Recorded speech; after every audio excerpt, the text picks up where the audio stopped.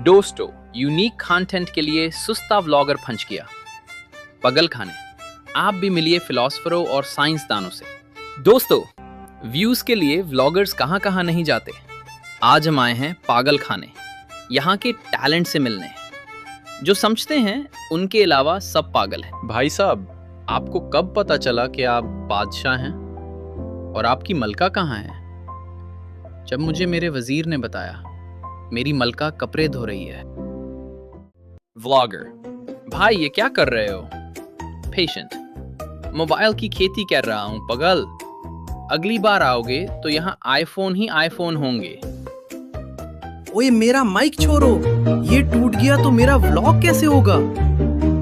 यहाँ पर तो सारे सदर और वजीर आजम हैं। मैं तो गरीब आदमी हूँ। भाइयों, इन्होंने मुझे भी भर्ती कर लेना है। कंटेंट मिल गया, अब दिमाग बचाकर भागना है। अल्लाह हाफिज। सब्सक्राइब कर दें।